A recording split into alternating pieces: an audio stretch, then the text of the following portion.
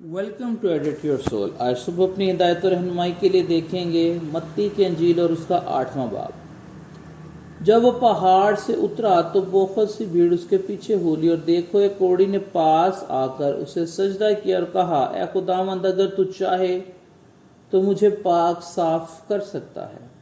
اس نے ہاتھ بڑھا کر اسے چھوا اور کہا، میں چاہتا ہوں کہ تو پاک صاف ہو جا۔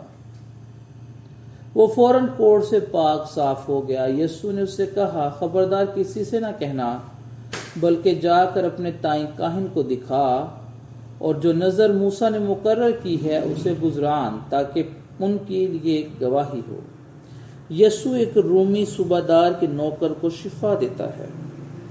اور جب وہ کفرنہوم میں داخل ہوا تو ایک صوبہ دار اس کے پاس آیا اور اس کی منت کر کے کہا، اے خداوند، میرا خادم فالج کا مارا گھر میں پڑا ہے اور نہایت تکلیف میں ہے۔ اس نے اس سے کہا، میں آ کر اس کو شفا دوں گا۔ صوبہ دار نے جواب میں کہا، اے خداوند، میں اس لائق نہیں کہ تم میری چھت کے نیچے آئے، بلکہ میں صرف زبان سے کہہ دے تو میرا خادم شفا پائے گا، کیونکہ میں بھی دوسرے کے اختیار میں ہوں اور سپاہی میرے ماتحت ہیں، اور جب ایک سے کہتا ہوں کہ تو جا تو وہ جاتا ہے، اور دوسرے سے تو آ تو وہ آتا ہے، اور اپنے نوکر سے کہ تو کر تو وہ کرتا ہے۔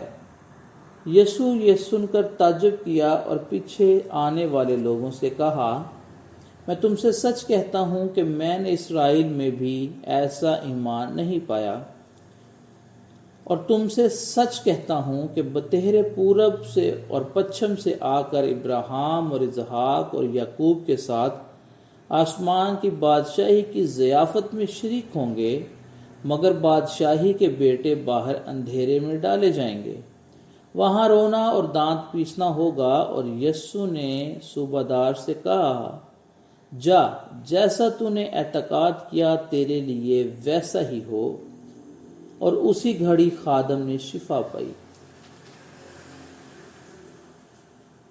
یسوع بہت لوگوں کو شفا دیتا ہے۔ اور یسوع نے پترس سے گھر آ کر اس کی ساس کو تپ میں پڑی دیکھا۔ اس نے اس کا ہاتھ چھوا اور تپ اس پر سے اتر گئی، اور وہ اٹھ کھڑی ہوئی اور اس کی خدمت کرنے لگی۔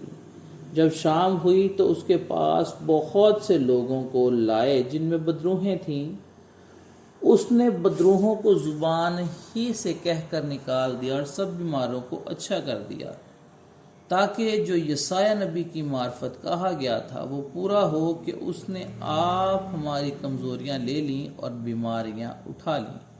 خداوند کے زندہ پاک کلام کے پڑھے اور سنے جانے پر اس کی خاص برکت اور رحمت ہو، آمین۔